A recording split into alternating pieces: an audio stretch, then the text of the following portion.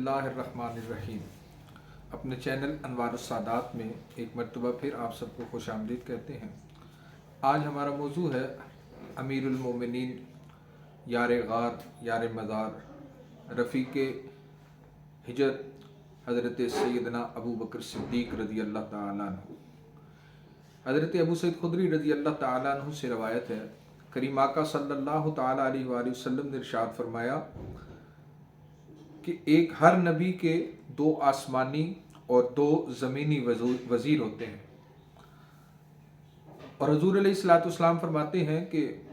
میرے آسمانی وزیر حضرت جبرائیل اور حضرت میکائیل علیہ السلام، اور آقا کریم صلی اللہ تعالیٰ علیہ وآلہ وسلم نے ارشاد فرمایا کہ میرے جو 2 زمینی وزیر ہیں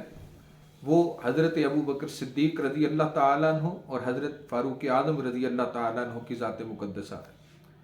حضرت ابو بکر صدیق رضی اللہ تعالیٰ عنہ کا مقام و مرتبہ بہت بلند ہے،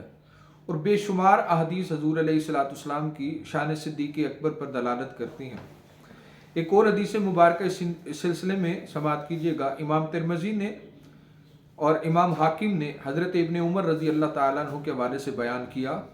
کہ ایک مرتبہ رسول اللہ صلی اللہ تعالیٰ علیہ وآلہ وسلم مسجد میں تشریف لائے، اور آپ کے دائیں اور بائیں حضرت ابو بکر صدیق رضی اللہ تعالیٰ عنہ اور حضرت فاروق اعظم رضی اللہ تعالیٰ عنہ ساتھ کھڑے تھے۔ آقا کریم صلی اللہ تعالیٰ علیہ وسلم نے اس وقت ان دونوں صحابہ کا ہاتھ پکڑا،